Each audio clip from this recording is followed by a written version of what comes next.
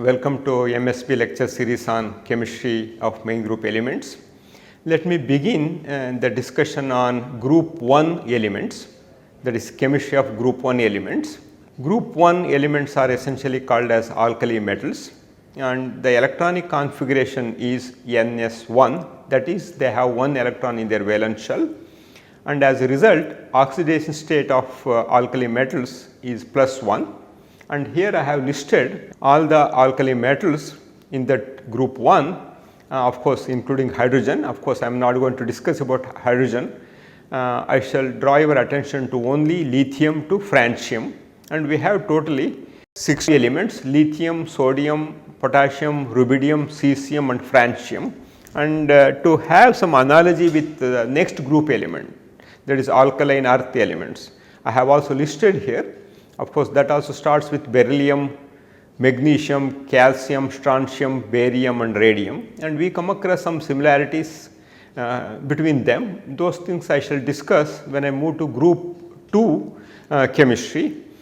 The important feature of alkali metals is the group oxidation state is +1, and these metals readily react with water to form hydroxides, and which are strongly alkaline in nature, and hence the name alkali metals. Since they react very readily with water to form the corresponding hydroxides, which are strongly basic in nature, they are called alkali metals. And sodium and potassium are abundant, whereas lithium, rubidium and cesium are less abundant, and francium is highly radioactive, and longest lived isotope of francium is 223 francium, that has about half life of 21 minutes. Its half life is 21 minutes. Okay. So, chemistry of lithium is little different from those of other group members owing to its small size. In fact, this trend we are going to see when we discuss chemistry group wise. In each group, the first element shows little different behavior, both in terms of physical as well as chemical, compared to the rest of the group members. And lithium shows similarities to magnesium in terms of its properties, usually known as diagonal relationship. And sodium, potassium, calcium and magnesium ions are in larger proportions in biological fluids, and they perform important biological functions such as maintenance of ion balance and nerve impulse conduction. Okay. And here within a group the size is steadily increasing, that you should remember, and loosely held s electrons, all these have NS1 electronic configuration, that is in the valence shell they have one electron. These electrons are loosely held and hence they can be readily removed, and as a result group 1 elements show very low ionization energy, and all elements are electropositive, and in fact they are the most electropositive elements in the entire periodic table. So, they readily form M plus ions, and M plus ions are smaller than M as expected, because we are removing that lone electron present in the valence shell. As a result, effective nuclear charge increases, making the M plus cation much smaller in size compared to M.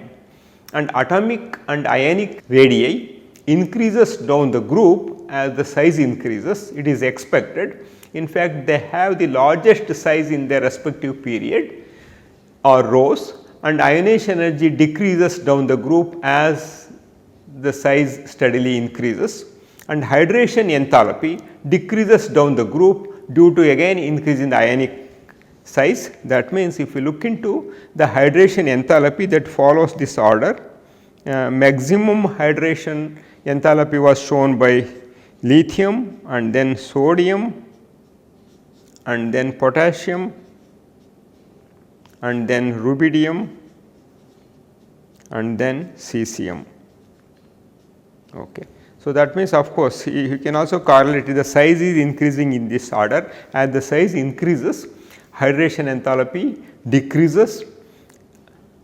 As a result, they have less tendency to have an association with water molecules. In fact, lithium plus has maximum degree of hydration, and all lithium salts are hydrated. For example, if you look into LiCl, it has 2 water molecules. Let us look into the occurrence, and sodium and potassium are abundant in the Earth's biosphere, accounts for about 2.6 and 2.4% respectively, but do not occur naturally in the elemental form. So, none of these alkali metals occur in elemental form because of their high reactivity. So, the main sources of sodium and potassium is essentially seawater, and also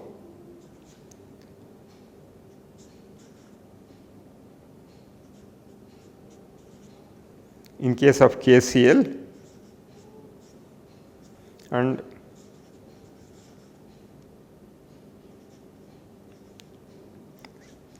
in case of both KCl and NaCl, sylvinite and cornellite, it is a mixture of KCl, MgCl2, 6H2O. So, other sodium and potassium containing minerals such as borax,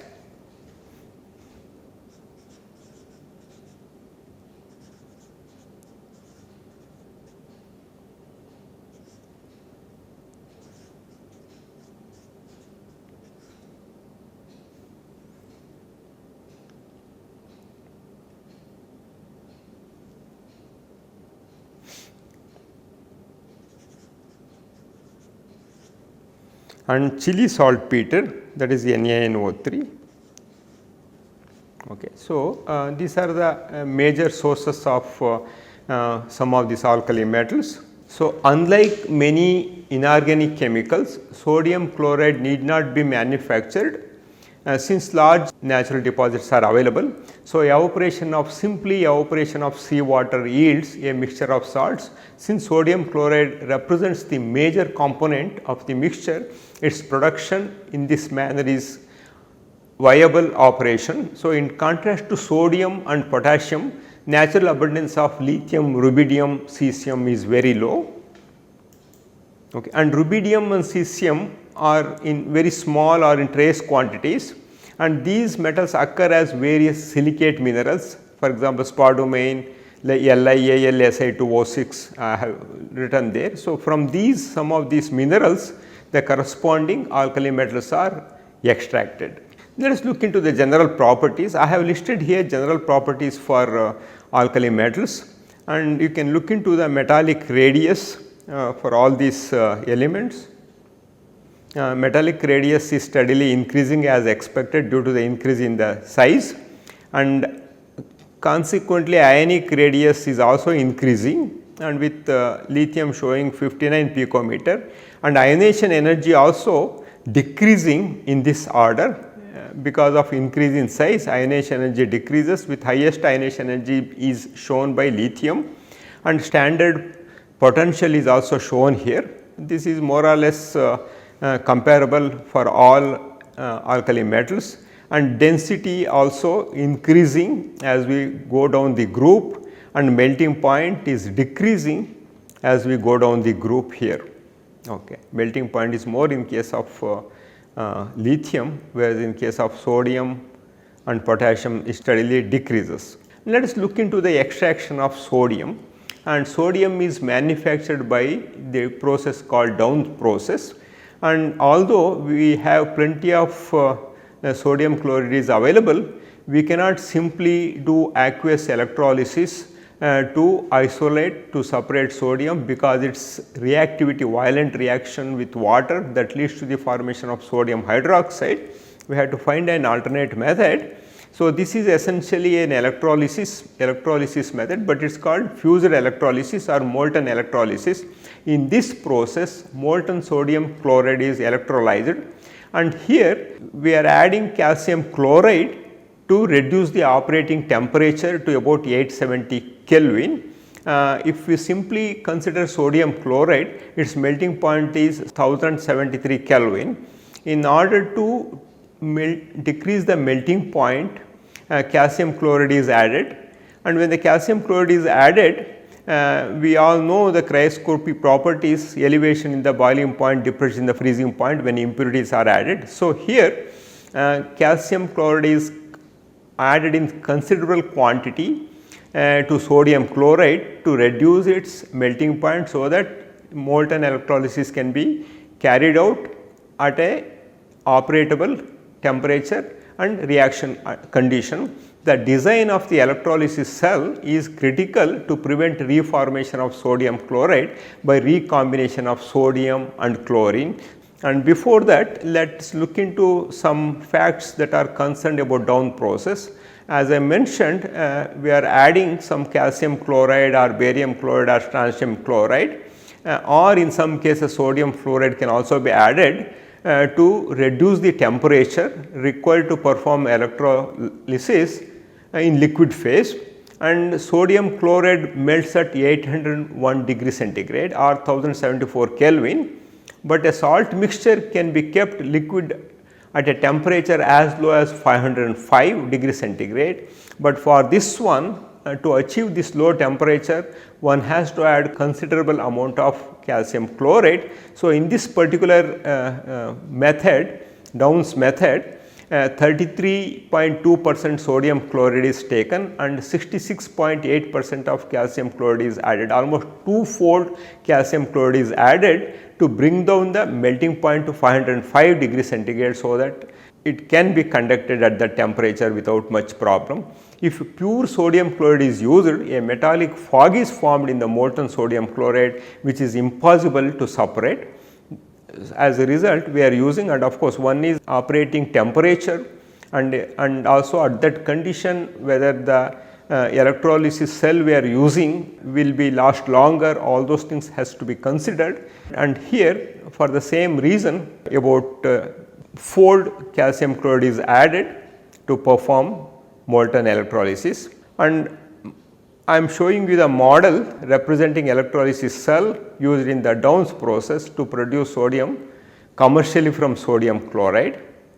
And the one thing one should remember is the products sodium and chlorine must be kept separate from each other to prevent recombination to form again sodium chloride. This is the cell, and you can see here we have this cathode, iron cathode, and separate chamber is there, and then a graphite anode is there, and the chlorine that is liberated here goes off well separated. And then here this is the place where electrolyte is added. Okay. So, that means molten sodium chloride and calcium chloride will be there, and then here this is way out for sodium to take out sodium. So, this essentially keeps in such a way that there is no recombination of sodium and chlorine, and this is also shown in this figure. You can see here clearly, and here anode and cathode are there, and they are well separated, and sodium chloride is coming here and inert electrode, and then whatever the sodium comes here can be taken out, and the overall reaction is given. At cathode, Na plus takes an electron to form sodium metal. At the anode, 2Cl minus will be getting oxidized to Cl2, and overall reaction is 2Na plus 2Cl minus gives 2Na plus Cl2, and both of them are separated at their respective electrodes. The question is, if we are performing electrolysis and reducing sodium, is there any chance of calcium getting reduced? Of course, there is every possibility of calcium also getting reduced, but here we should look into the reduction potential. The reduction potential of calcium is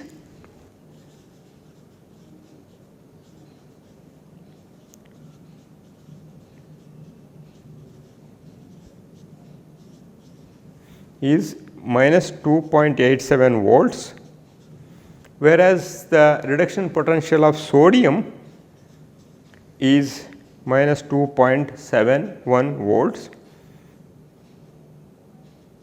So, that means here by controlling the voltage, we can ensure that only sodium is reduced and not calcium. So, this way contamination of calcium can be prevented while reducing sodium.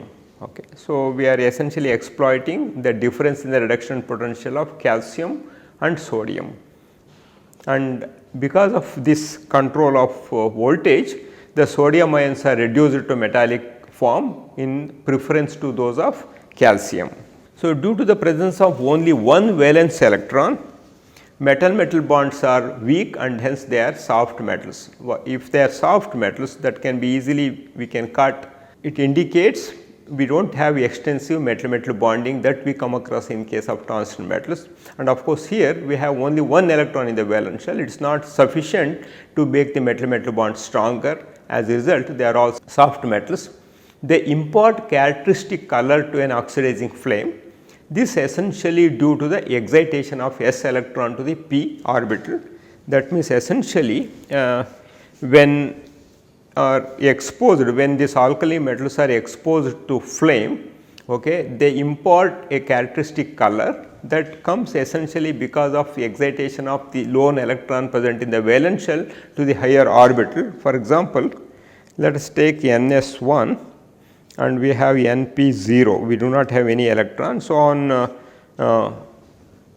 exposing to the flame, this electron is excited and it goes to this one. We will be having this kind of situation here, and this excited electron will emit radiation in the visible region while returning to the ground state. So, when it comes back, okay, it emits in the visible region depending upon what electromagnetic radiation it emits, that color is shown by these ions. So, this is called flame test. So, of course, in the flame test they gave a characteristic color. Lithium will impart crimson red color and the wavelength is 670.8 nanometer, and sodium imparts golden yellow color and its wavelength is 589.2, and potassium imparts violet color 766.5 is the wavelength, and rubidium shows red violet color and the wavelength is 780 nanometer, and cesium shows blue color and the wavelength is 455.5. So, that means it is a characteristic test we perform to identify these alkali metals in a given salt, and you can see here the different colors, whatever I have mentioned is shown here, crimson red, golden yellow and golden yellow, and then violet and red violet and blue color respectively for lithium to cesium. And as I mentioned, because of one electron, metal-metal bonds are not very strong. So, all of them are silvery white soft solid, can be cut with a knife except lithium. Lithium is bit hard, they are highly malleable and ductile. Silver luster is essentially due to the presence of highly mobile electrons of the metallic lattice. In the lattice, what happens, this one electron present in the valence have some sort of a stream of electrons, they will be moving very freely over the surface, giving a silver luster to all these metals, and a large size in their respective periods, okay, and size increases down the group. If you consider any period, the large size is shown by these alkali metals, and ionization energy decreases down the group, and all these alkali metals show +1 oxidation state, and reducing character of all these alkali metals increases from sodium to cesium, and however, amongst lithium is the strongest reducing agent. That means, all alkali metals are reducing agents.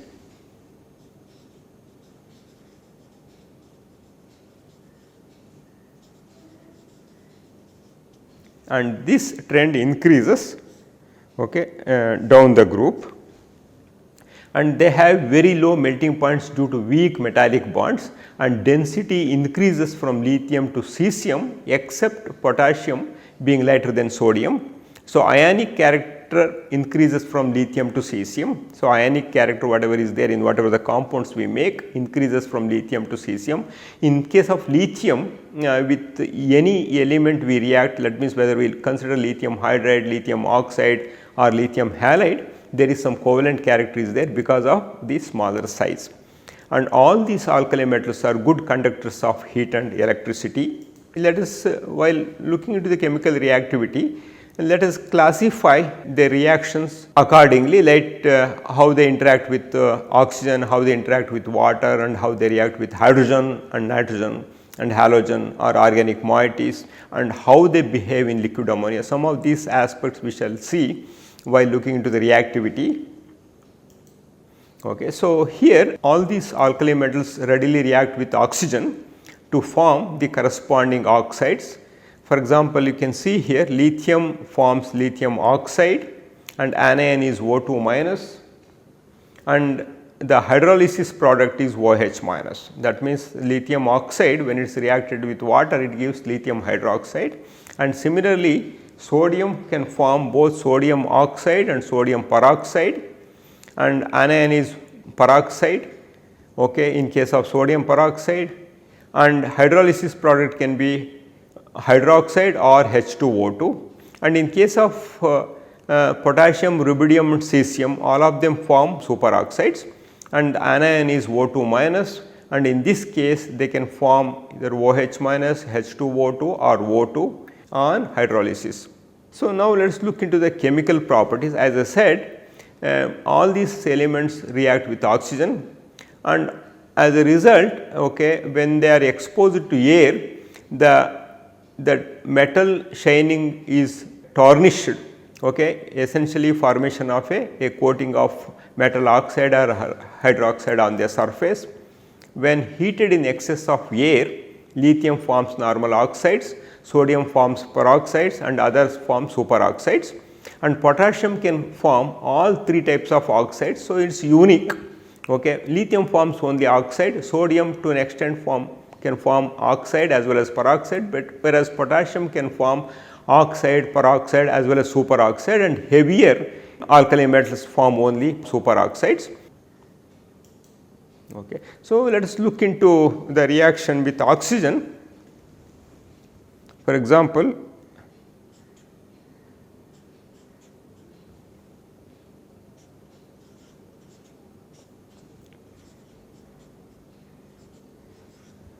this is oxide because O2 minus is there, and sodium will form sodium peroxide. So, this is peroxide, and M plus O2 gives MO2 is essentially superoxide.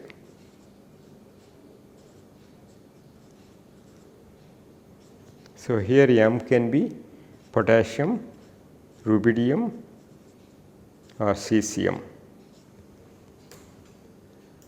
For example, let us consider 2Na plus 2H2O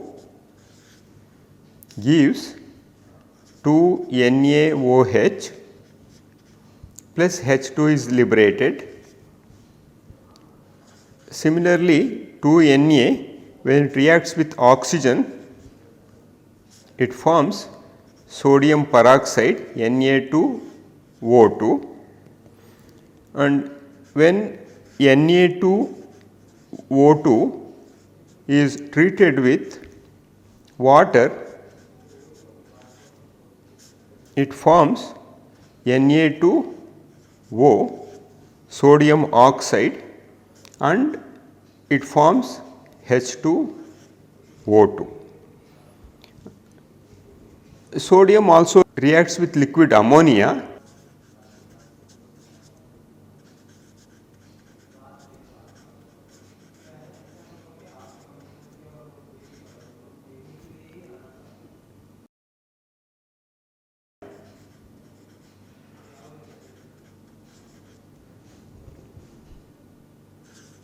Na plus 2NH3 gives 2NaNH2 plus H2. So, that means 2 equivalents of sodium reacts with 2 equivalents of ammonia to give 2 equivalents of NaNH2 through the liberation of 1 equivalent of H2. Let me elaborate only one reaction here before I conclude my talk. So, it forms sodium oxide also, it forms oxide also. The sodium oxide reacts with water to give sodium hydroxide, okay. And similarly sodium peroxide can also form react stepwise with water. First, if you treat this with 1 equivalent of water, initially it forms sodium oxide plus H2O2 is formed, and next Na2O can react with water to form 2NaOH. Okay, so, one can, that is the reason I showed you that it gives the products as H2O2 as well as OH. Let me stop at this juncture. Let me discuss more chemistry in my next lecture. Until then, have a pleasant reading of inorganic chemistry. Thank you very much.